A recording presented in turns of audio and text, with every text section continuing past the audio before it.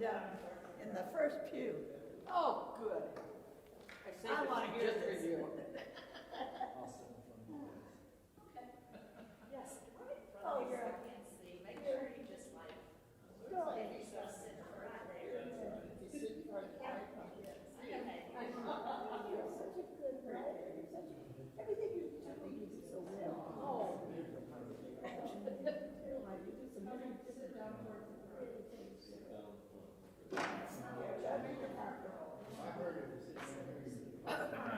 You and Jessica are huge treasures.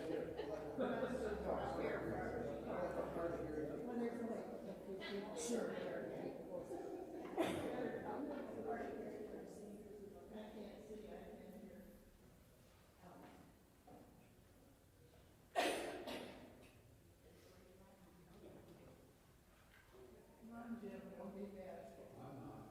You can't sit in that last pew, Jim. I know. You better No, Kathy. host with the most, the hostess with the mostest.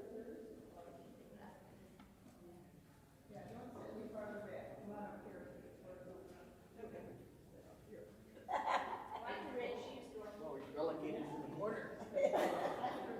That's right, we put you over there, but I can't find Glenn, I can't find Coda. It's a continuing process. Yeah, well, I see what's going on. Oh, okay. Yeah. You need to be No, no, I'm just sitting up close so I can hear.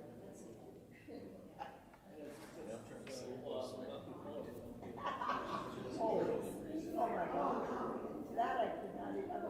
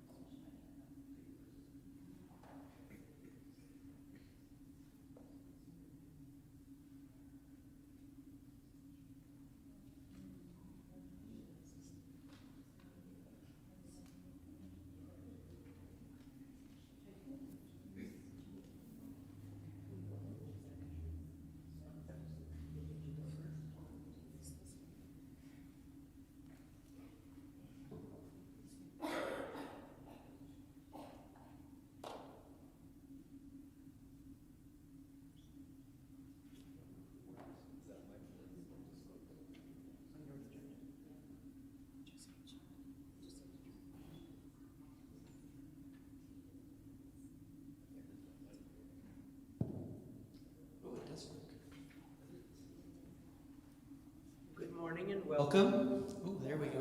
Sorry. Good morning and welcome to the Church of Christ the King. My name is, well, I'm just going to be loud. How's that sound? My name is Austin. I'm the rector here, and we're delighted to be able to have Rick with us this morning. Before we start, I was asked to say a brief prayer. So the Lord be with you. And also with you. Let us pray. Holy and gracious God, we give you thanks for this day, for this time together, for the opportunity to learn and to be present with one another, to learn more about this sacred land, to learn more about Rick and his people. Ask you to bless this time. Be with us. Open our hearts and our minds, and bless us at this time. In Christ's name. Amen. Well, good morning. Thank you for everyone being here. I think this is really exciting. Just to kind of explain a little bit about how we got here, we've been celebrating Season of Creation for about 5 weeks, and there have been several activities and events. And this year's theme is Let Justice and Peace Flow. So they kind of added a little extra element in that justice piece. They are encouraging us not only to become more environmentally sound and at peace with Earth, they are also encouraging us to learn more about marginalized groups of people who have been most impacted by climate change. And because of that focus, we have our speaker today, Rick Williams, who is, his passion is a nonprofit called People of the Sacred Land. And in fact, the donations this morning will be going to that nonprofit. So may I welcome Rick Williams.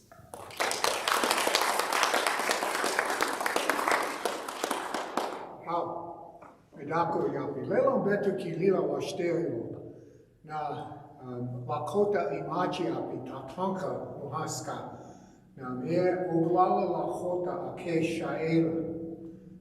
Greetings, friends and relatives. It's a good morning to be here. Glad to be here.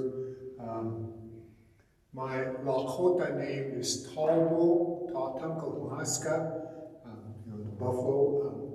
And of course, my American name is Rick Williams. I'm Oglala Lakota enrolled, and I'm also Cheyenne, both northern and southern Cheyenne. I want to begin to talk about a major misunderstanding or a major philosophical difference about the land. So, if you think about Colorado, and you think about occupancy of the different native nations here, if we go back to the 1700s, the Apaches roamed this entire area, all the way up into North Dakota. Shortly after that, with the pressure from the east, tribes started moving more out onto the plains, and the Lakota, and Cheyenne, and Arapaho, and others, Comanches, Kiowas, Kiowa Apaches, began to move out onto the plains, and by 1800, the Cheyenne and Arapaho were occupying this place where we're at today on a regular basis. The Lakota would move in seasonally, coming from the north, following the buffalo herds down into Colorado, generally wintering here in Colorado, and then going back up to the Black Hills for their sacred ceremonies. And so this was going on for 100 years, and then all of a sudden we get the intrusion of outsiders coming into the territory. Beginning as early as the 1800s, we start seeing people coming into the Colorado area and into our homeland. And there's this misnomer, and I want to correct this. Sometimes people get offended by some stuff that I say, but I try to tell the truth. When we talk about Colorado, there's a term that's used that is not accurate, and it's called settler. The people coming into Colorado weren't coming to land that belonged to them or to anybody else to settle. They were invading native land. They had no right to be here. They were supposed to be kept away by the federal government. And so I use the term invaders instead of settlers. And I think you're going to start seeing that more as a descriptor of what was going on here in Colorado as the truth is told over the next few years. Well, part of this, I think even though there were migrations of different people early on, the United States government chose to say, we do not want any invaders into this territory that we're in. So in 1834, the United States Congress passed what was called the Non-Intercourse Act of 1834. And it basically said that all of this land in the red here was titled to be owned by Indian people. And that's a very important concept, because typically prior to that, any Indian land was considered to be Aboriginal title. By asserting and putting an official legal title to the land for Indians, it gave them the full rights of ownership of this land. And as a part of this, on section 11 of this, it said that basically this says that nobody's allowed out here. The only people that could come out to this land were traders, military officials, and those surveying roads through the area. So people could traverse this area, but they couldn't stay. And anybody who was out here was supposed to be removed and fined $1,000. Beginning in 1851, not long after this, you start seeing major intrusions into the country. One of them was the California Gold Rush.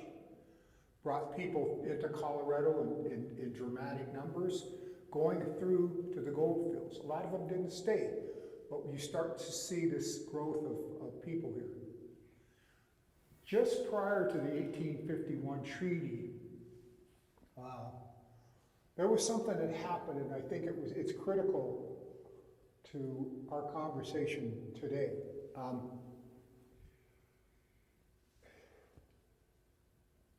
I, as a young man and most of my life, despised Christians. I had a very hostile attitude towards Christians. And not too long ago, during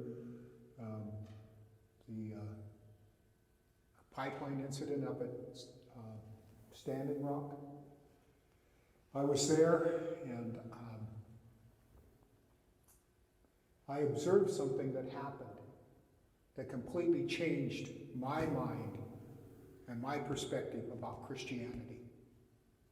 And what happened was, there was this little girl, she was 17 years old, and she was there, and she was with the church group, and she was very insistent that she wanted to get arrested, that she wanted to be part of this protest against the oil pipeline going through the reservation land.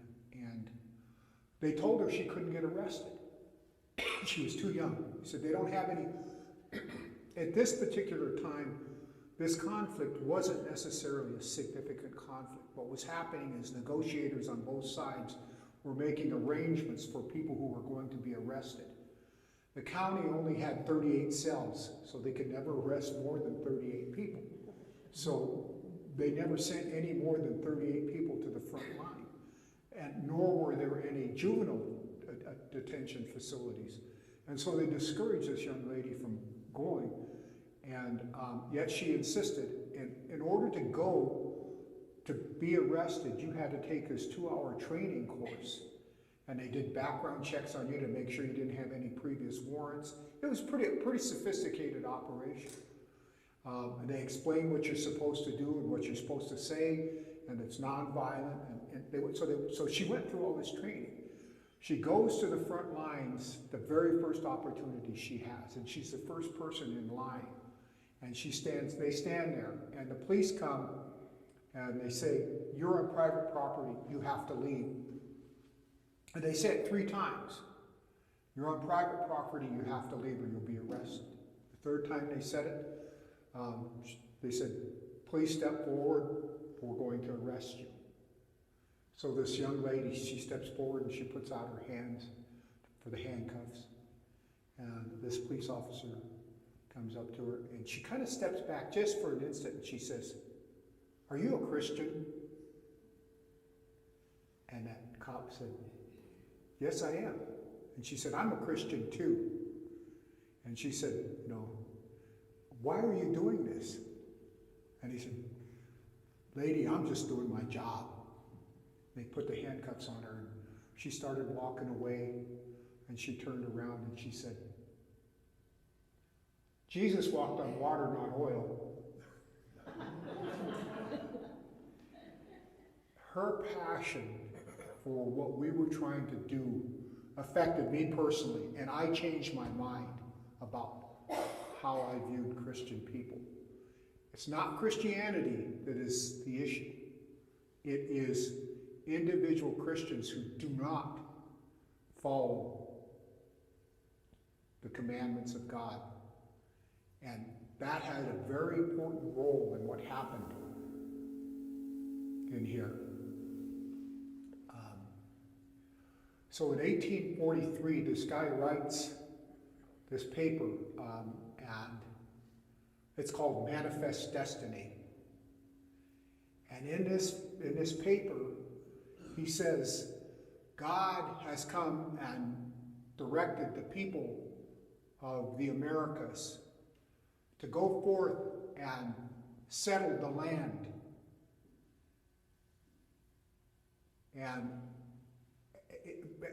with any reasonable means, including murder, theft, and so you have to juxtapose this against the teachings that we have from the Creator.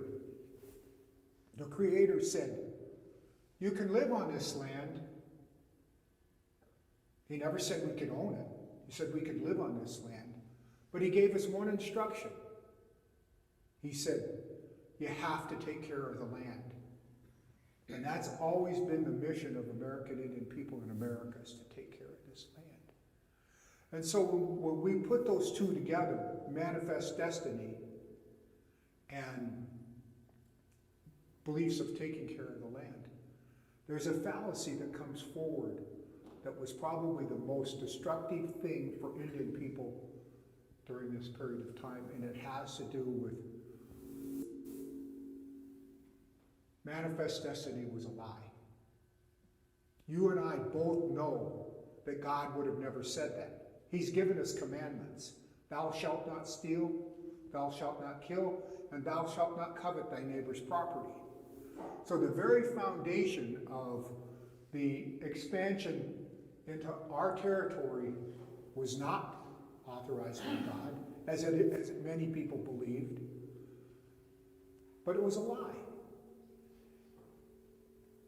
And I think it's those kinds of lies that have created a foundation of misunderstanding between the people who are here and their rights and the story about what happened here. And so I'm going to try to tell more about that story. And Catherine asked me, she said, can you talk about Arvada and who is on the land in Arvada? And I'll talk a little bit about that because I think that's important, where you're living at now. So if we take it through time, because of the gold rush more people are coming to the land. The United States government deems that it's necessary to take portions of the land in the red and have a treaty with a number of tribes and designate specific areas that they would be allowed, that would be designated as their territory, and that they would have the right to occupy and do whatever they wanted to do. Now, they weren't restricted to these areas because Article 5 said they could still go any place they wanted to beyond the areas that were designated. Now remember, these are just designated areas by treaty. There was never any conveyance of land to anybody else. This wasn't about cessions of land. This was about occupation and being able to come across the land. And again, it reinforced the idea that nobody was to be out here except Indian people, traders, military, and the roads. Well, it seemed to be going along good until 1858. 1858, gold is discovered in Colorado. Ironically, the gold was discovered by Cherokee Indians coming through the territory. And you think, well, what would Cherokees be doing all the way out here, and how would they be a part of this? Well, what happened was, way back when in the 30s, Cherokees were removed from Georgia because of gold. People don't know that. But they were forced to a reservation in Indian territory in Oklahoma. Well, when they found out that there was gold in California, a group from Tahlequah, Oklahoma, made their way out to California, and they didn't find any gold there. But on their way back, they stopped in what was this area here, and they found gold. And from that, the gold rush starts. Within 3 years, there's 110,000 people invading the territory, coming across Indian country that is not supposed to be occupied, that is not supposed to be invaded. And the United States government doesn't know what to do. So they wanted that gold, but they also had other plans for this land, other plans for this area. They were planning the railroad to come through, and they had every intent of settling this land. And so they were kind of up against it, because they had a whole bunch of people who were out here illegally, and they needed a mechanism to get the land from Indians. So they devised what was called the Treaty of Fort Wise, 1861. That treaty was in the work that I've done. I call it the most iniquitous treaty ever in the United States. It was a treaty that was filled with fraud, deceit, misrepresentation, corruption. And I don't say that lightly. Anything that I say I can prove. I could provide you with at least 2 sources of other information that document those things that I say. To begin with, the treaty was brought forward by a guy by the name of Greenwood, who was a commissioner of Indian Affairs at that time. And he had come out from Washington and had gotten permission from Congress to do this treaty. Well, he didn't really know the territory very well, and he made one mistake that proves to be probably one of the most controversial aspects of the Fort Wise Treaty. He sent runners around to all the tribes.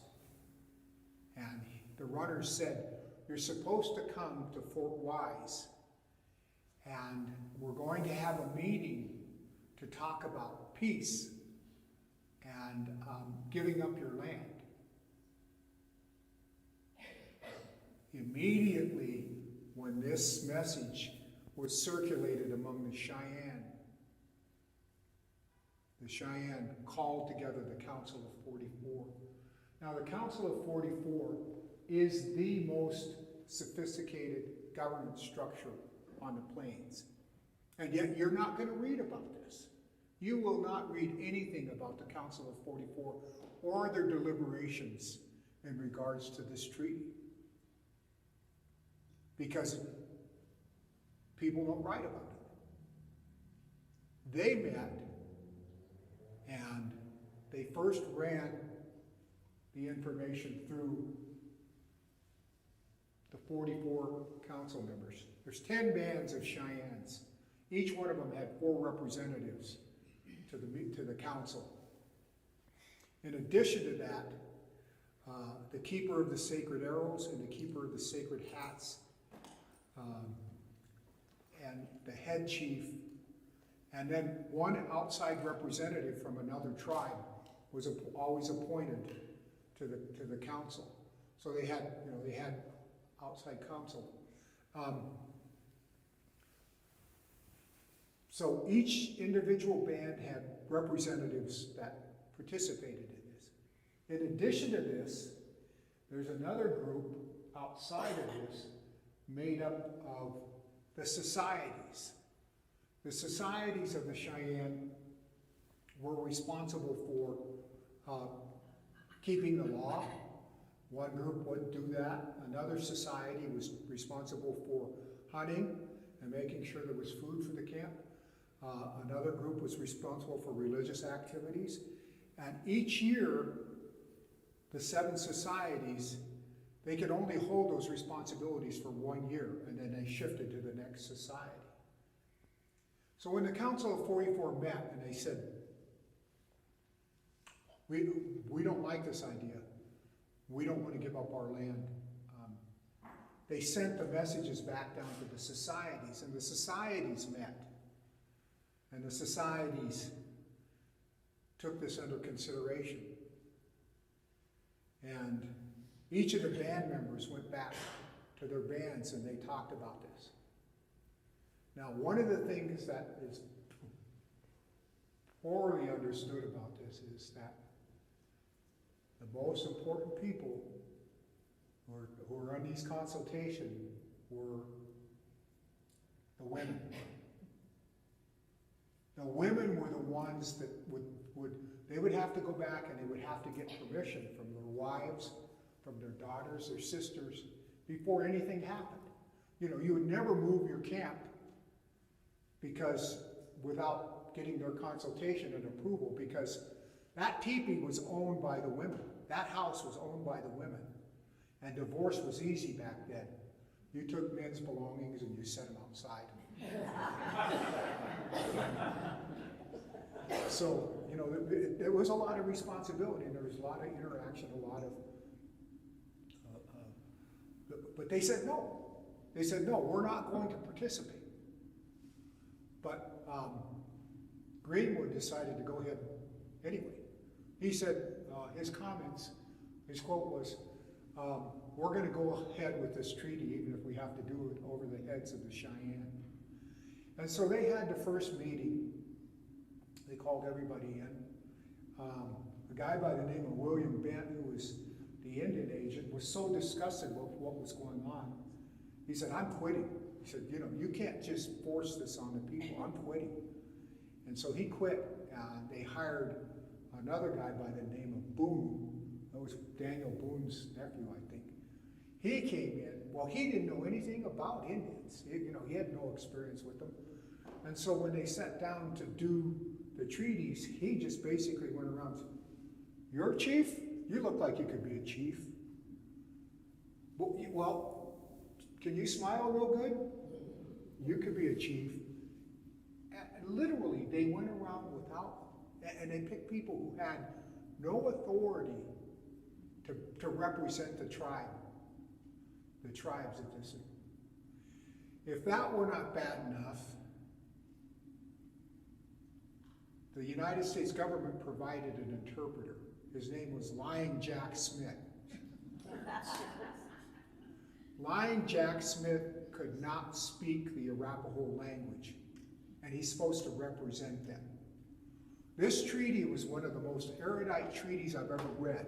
It would be difficult for most people to even understand and comprehend what was going on, let alone trying to do it without an interpreter. The treaty, from top to bottom, was poorly done. One of the critical articles was, so they finally come together and they're going to sign this. Everybody's going to sign this treaty, except that the Northern Arapahoes and the Northern Cheyennes refused to participate.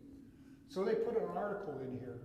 The Arapahoes and Cheyennes of the Upper Arkansas parties to this agreement are anxious for all their members of their tribe shall participate in the advantage herein provided, respecting the improvement in civilization, and to that end to induce that they are now separated to rejoin, reunite with them, provided, however, those who do not rejoin permanently reunite themselves with the tribe within 1 year from the due date of the ratification of this treaty shall not be entitled to the benefit of any of these stipulations. So they said, the northern tribes who refused to come in, you could come in, and if you signed, you could be a party to this treaty.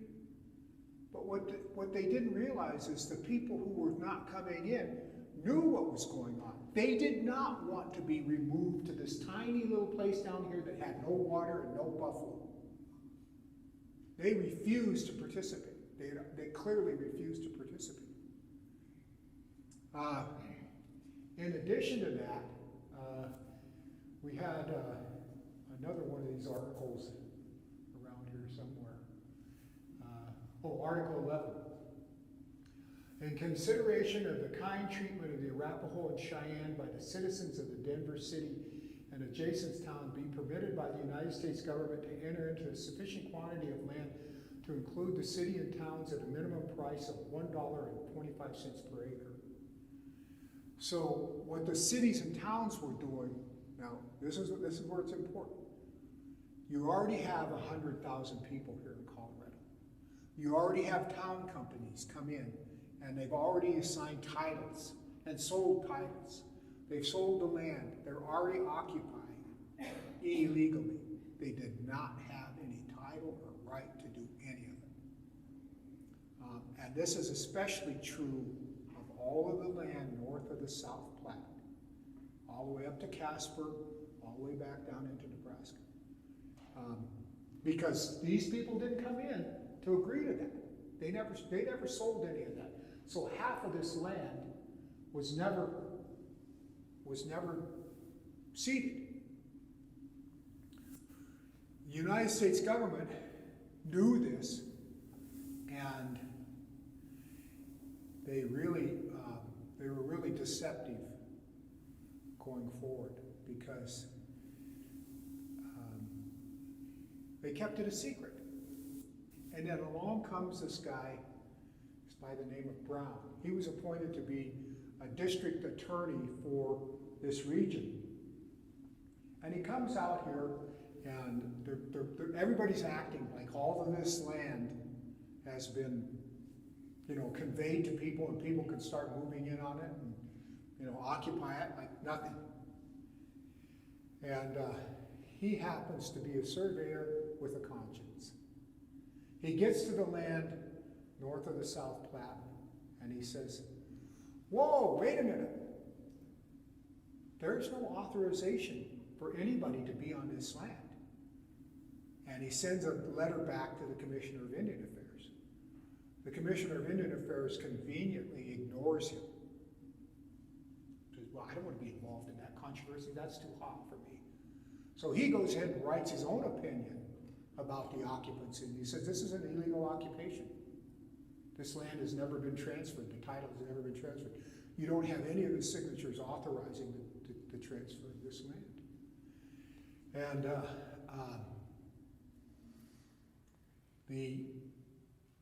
it gets the attention of the Commissioner of Indian Affairs. His name was Dole. And so he makes it a point to come out and talk to his really good friend, Governor Evans. Both of them came from Illinois. They had a relationship there before developing property. And we see this constantly in all of these interactions. There's this cronyism that goes on in all of these actions. So they're up against it now, because now there's somebody who's provided a legal document saying this land wasn't transferred. So the Commissioner of Indian Affairs tells the Territorial Governor Evans, who is also the Superintendent of Indian Affairs for the area. He said his words were kind of like, we have a problem here.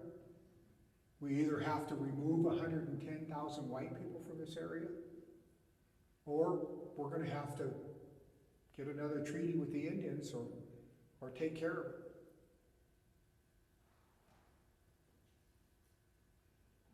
Governor Evans didn't hesitate once he received the instructions. His response was to issue a proclamation. He said, all Indians living in Colorado, in this territory, have to report to a reservation down here.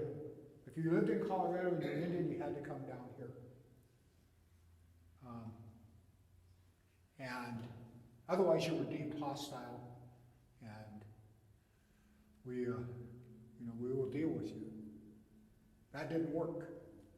All of these tribes, the tribes understood that this was their land. They understood that they never gave it up, and they weren't going to give it up willingly. And so Evans says, okay, well, if this doesn't work, I'm going to issue a second proclamation.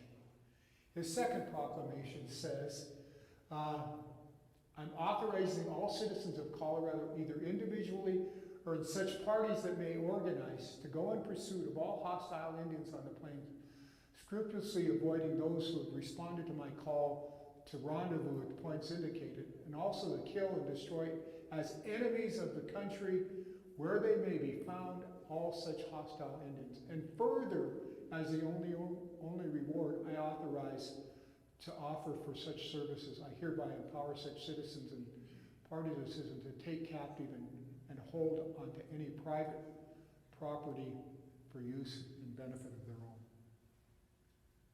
Can you imagine how illegal that was? Both of those proclamations have no foundation. He has no right, no legal foundation in the Constitution or anything for a territorial governor to issue a proclamation like that.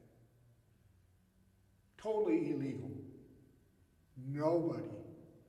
Nobody even to this day says anything about it. Nobody said, that's wrong, you can't do that. You know, the president, Congress, nobody said anything about it. 2 years ago, when I started this project, I was researching this, and I came across these proclamations. And I thought, are these proclamations still legal? Are these still on the books, Colorado law? I had a friend who was in the state legislature, ran it by her, she ran it by the Attorney General, and they came back and they said these laws are still valid.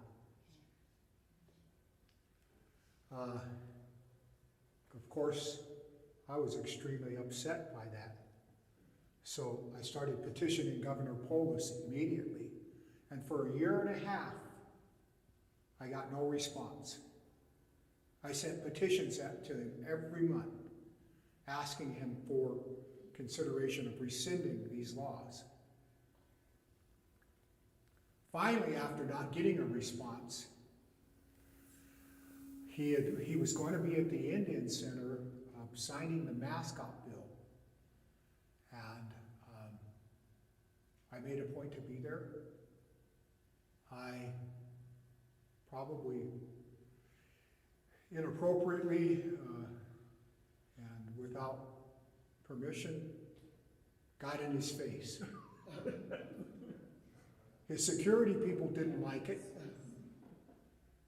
And all I asked him, I said, when are you going to do something about the proclamations? And he says to me, what proclamations? And I said, the proclamations that allow Colorado citizens to kill Indians, it's still an active law in Colorado. And I've been sending you notes about it for a year and a half, and you haven't responded. And he looked at his chief of staff, and you should have seen his chief of staff just wilted. And he said, do you know anything about this? And he said, well, we've been talking about it. Within 2 weeks, the proclamations were rescinded. It was at that time that I began on this journey to tell the truth, to learn more about the truth about what happened in Colorado. And that's what it's brought me to. Now, getting back to one of the things that we know is when you think about treaties, they always talk about treaty negotiations. It's a myth. In all the research that I've done, there's no such thing as treaty negotiations. Peace commissioners come out and they bring the treaty with them. They'll tell the Indian people what's in the treaty.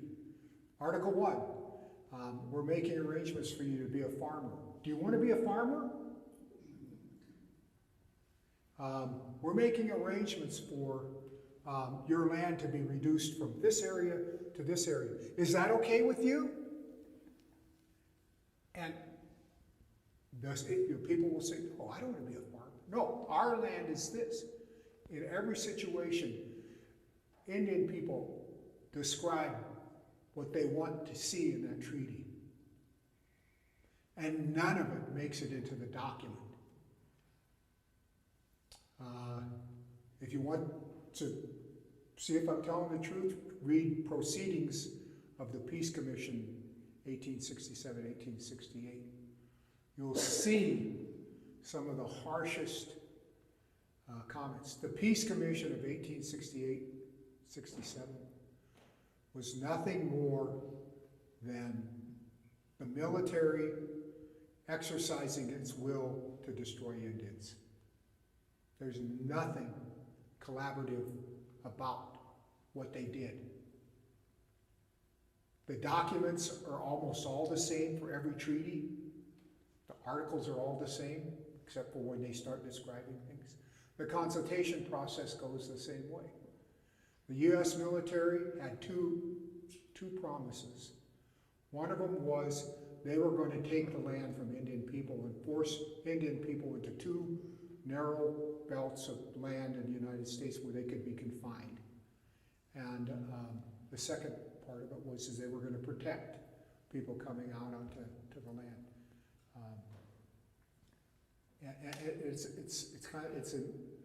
It's almost an embarrassment to American people to when they hear what happened, the real truth about what happened. And Colorado, unfortunately, was one of the worst. And when I say that a lot of this stuff goes untold,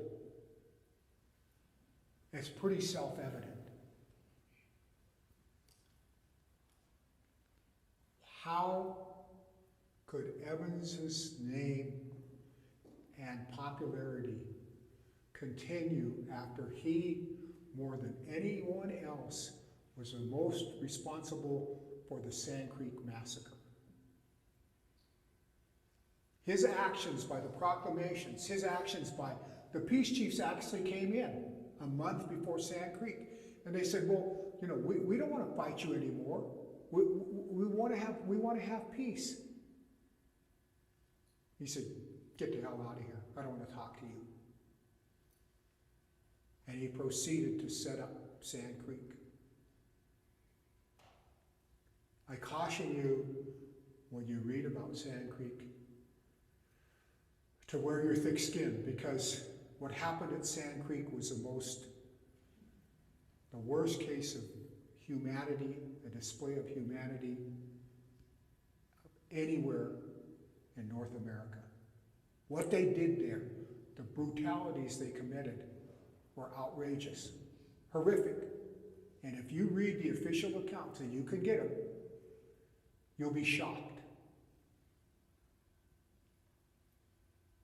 After the Sand Creek Massacre, the soldiers came back to town. And please excuse me for being crude about it, but this is what they did. They had a parade, and the soldiers were marching or riding in, and on their saddle horns, they had women's private parts. 2 weeks later, Doolittle, who was the Indian commissioner, comes to Colorado. And he has a gathering at the Denver Opera. All the people in Denver come there, and he's giving a talk. And he says, what should we do about the rest of the Indians in Colorado? Should we try to civilize them or exterminate them? And the crowd starts yelling, exterminate them, exterminate them, exterminate them. So you see, this is a continuation of this whole path of how Colorado was taken. The United States military had a very determined effort to kill Indians. And I don't say that lightly. We did an incident report, and we showed where people were killed. And the message that we've had come through time has been, these savages, these hostiles, they're horrible, right? You know, we got to do something about them. An analysis of the incident report shows that during this period of time, from 1847 to 1883, 210 white people were killed. At the very same time, 710 Indian people were killed. It's clearly an explanation that, hey, you know, who was the savage? Who was the hostile? Who was taking advantage of who? And remember, this was all done illegally. They weren't supposed to be here. And so when we go through time and we look at this, we study this, and we start looking at, you cannot find anything negative written about Chivington or Evans for 100 years. From 1864 to 1964, with the exception of the few years right after the massacre, everything is positive. And everything is directed back at the Indians being the problem. 1864, we finally see a break. A couple of historians who are truthful and honest about what happened began to write. One of them was a guy by the name of William Unruh. He wrote Prelude to War. Prelude to War describes exactly what I'm talking about in regards to Article 6 and that land. There were several other authors then. There was a Colorado History magazine that did a really good job of reporting. However, there's another void. From 1864 to 1881 is the next time you see anything written about this. And it was written, I would highly recommend you read the book Chief Left Hand. He was our Arapaho leader who lived in Boulder County. And I'd also recommend Gary Roberts' book. His book is an excellent book, Massacre at Sand Creek. Gary Roberts is a very interesting man. He's probably the foremost expert on this history. He has a dissertation of about 996 pages with 220 pages of notes about the history of Colorado. And he's never published his dissertation. I've been trying to get him, I've been consulting with him on a regular, I have to ask him questions about different things because he's the one that, he's my go-to guy when I need to know something. And I've been trying to get him to get that dissertation published so that, the rest of the story will become up. So how many teachers do we have in here? And how many of you knew this story? Good. How did you learn it? I've read about it. I've read about evidence in the massacre, the aftermath. The aftermath? Did you know about the treaty? Not all the detail, no.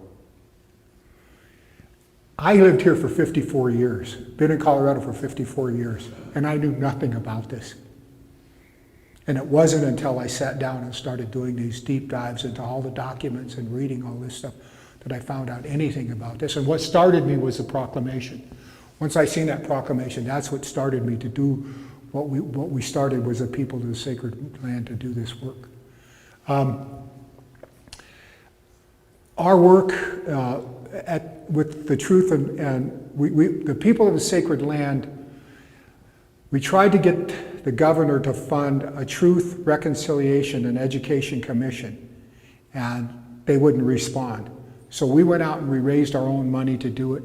We're right in the midst of the reports. I think I have 7 more commission meetings before the end of the year, and we'll be producing a document that will tell the truth about Colorado and the issues that we raised in regards to the people who were here.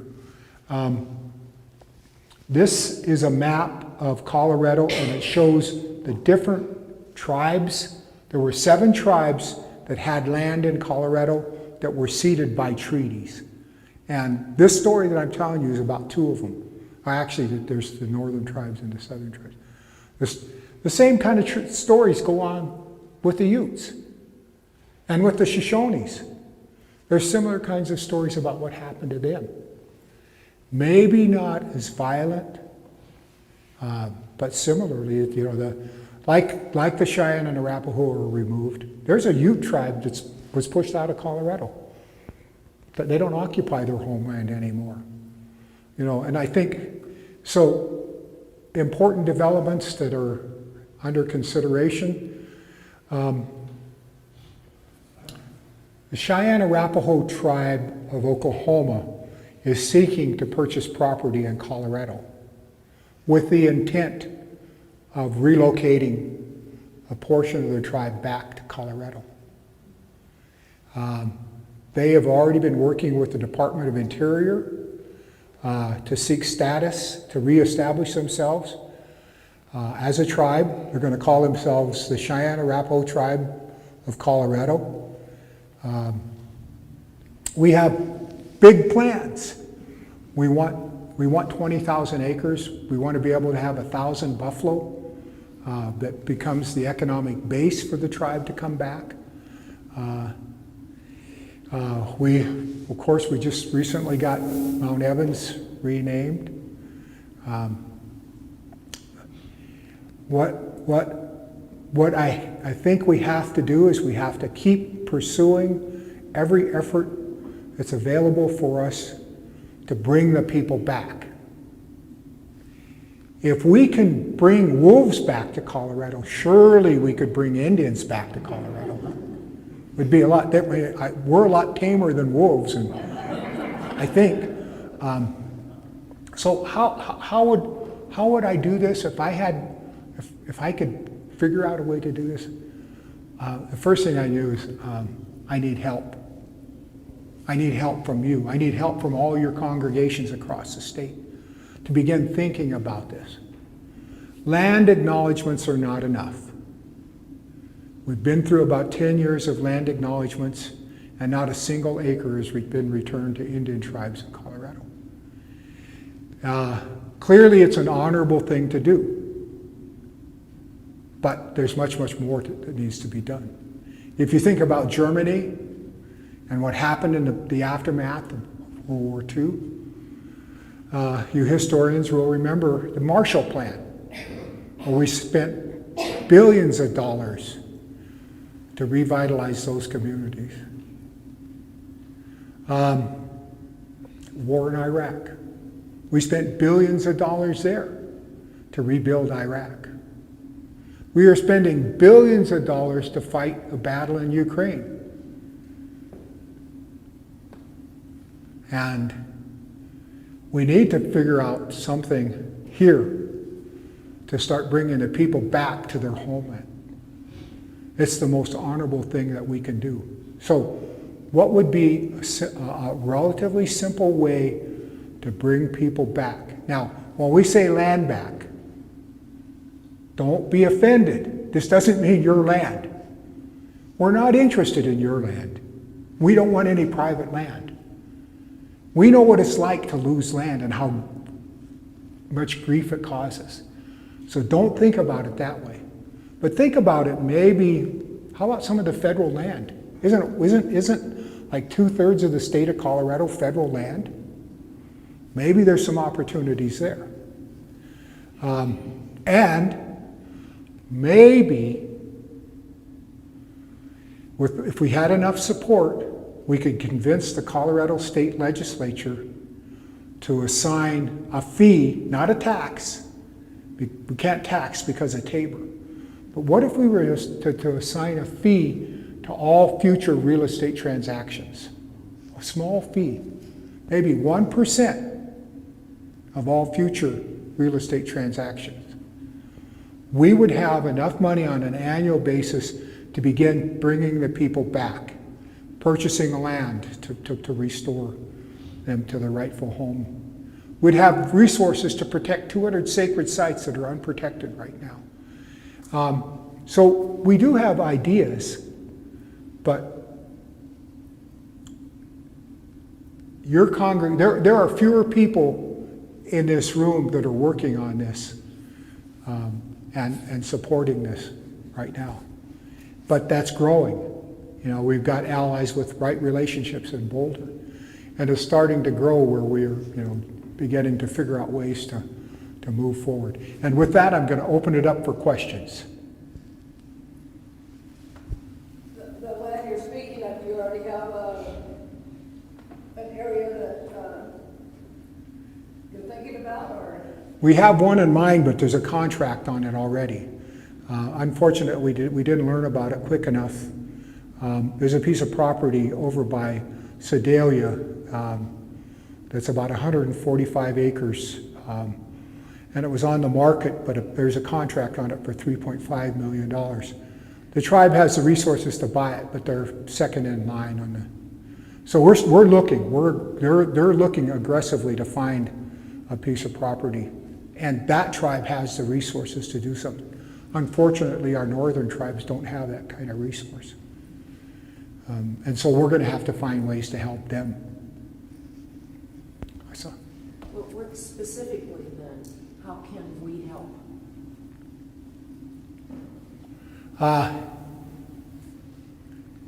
As soon as you possibly can, draft something to the National Congregation of Churches refuting Manifest Destiny and tell the story about it being a lie.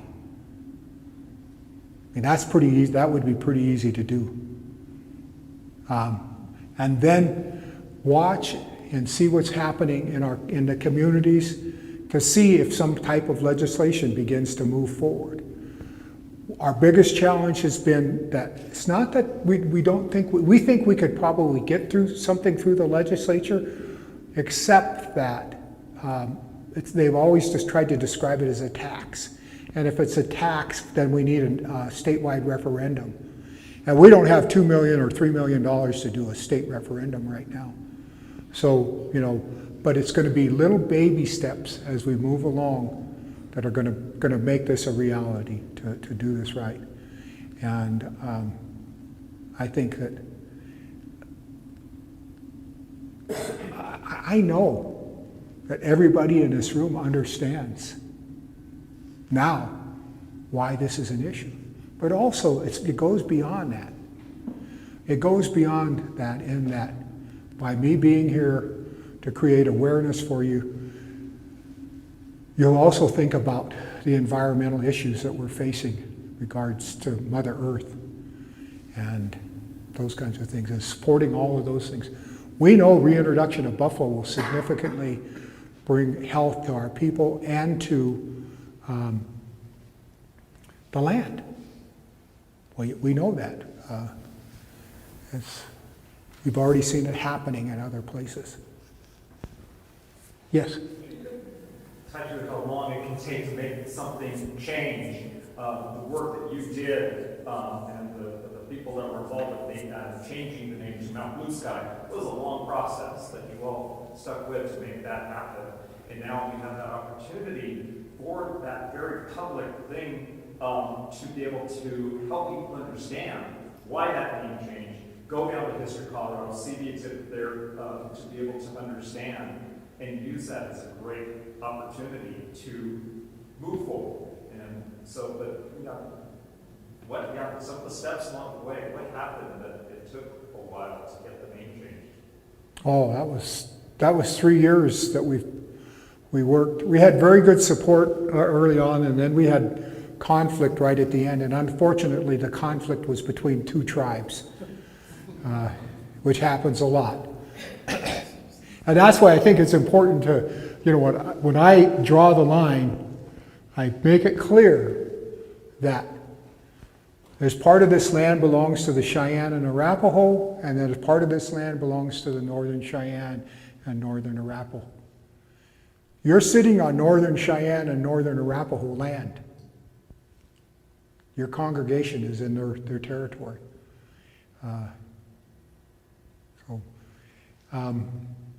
I apologize if I offended anybody.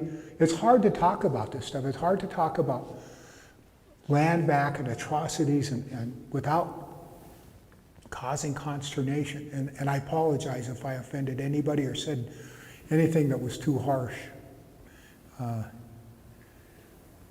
You know, people talk about this, what it is, the critical race theory. Well, what we talk about instead is the critical truth reality. Critical truth reality. We're talking about the truth. And we all want to know the truth. And the reason why the truth is important is that it's a way for us all to begin to heal. To heal in our hearts and in our minds going forward. I would encourage everyone to read Chief Left Hand's book, Margaret Cole's book. I think you'll learn some of the same stuff that I'm saying here. Take a good look at the footnotes, and you'll see some of the things that I've commented on, like Prelude to War. The Commissioner of Indian Affairs reports where Lion Jack Smith couldn't speak the language. They asked him on the stand about that, and he admitted that he couldn't. So there's details like that are in the book, but you got to read the footnotes too. And I expect a book report next. Well, thank you so much, Rick. We really appreciate it. Any other questions we have for Rick? I'm sure he would talk to you if you have any questions you'd like to talk one-on-one. Otherwise, Jerry Burry has a great coffee hour out here, and it isn't even Sunday.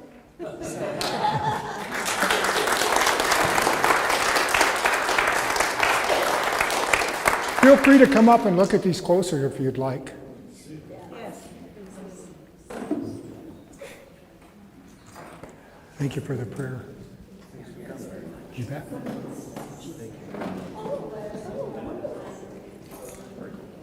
Gary Gates. What was the name of the second book after?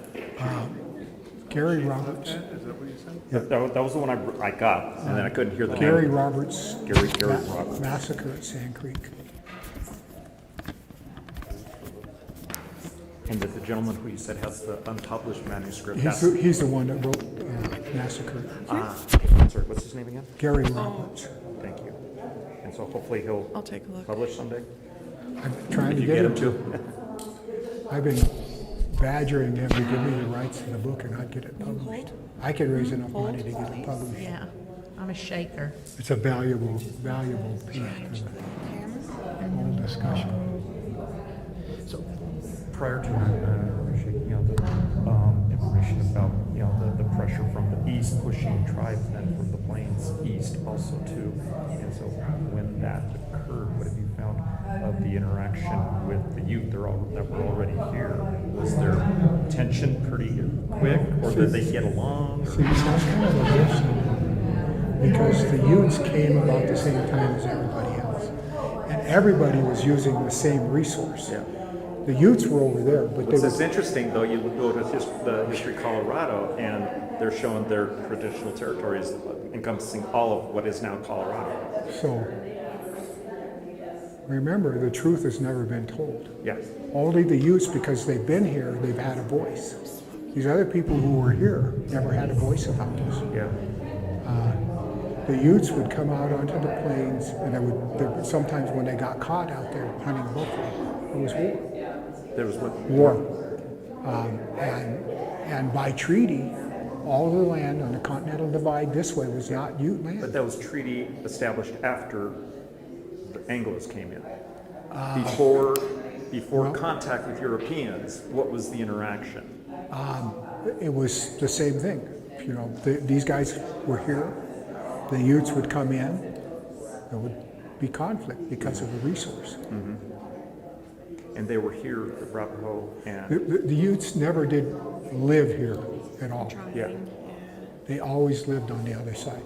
Versus the Cheyenne and Arapaho who did live here year round. So that, I think that's... Which I did hear that it was, they were definitely more nomadic. Yeah. I like this So, a lot. yeah. Where do we steal this from? Which goes to the thought too of the different mindset with all of the Could have tribes, cleaned it up a little bit. living on the land, caretakers of the land, but not owning the land. And then all of a sudden got these Europeans coming in and saying, "We own this, you don't anymore." It's like, what do you mean? Survive to get me to this point in my life. I wrote writing a piece on that, on land back. Got it about halfway finished. One of the birth certificates listed in And people can donate their land back too. Yes, they can. So yeah, it's like rather than sell it or pass it on to... Let the state get it if you're the last descendant. Let the state have it back. No. No. Will it to a... Yeah. It would have to be to a particular tribe. It should be to whatever tribe occupied the area. Yeah. Would be best. We're actually trying to set up a conservation group to begin taking land into ownership for the tribes in addition to what they're doing. That's cool. We should have that in place by next year. Are you focusing most of your work to the east and north part of what is now Colorado? I am, but the other researchers are doing the rest of Colorado. Okay. We've got 3 reports on the Utes already in the works. We got one more session coming, probably the end of October. Will be our final session on the Utes. We'll do the Shoshones.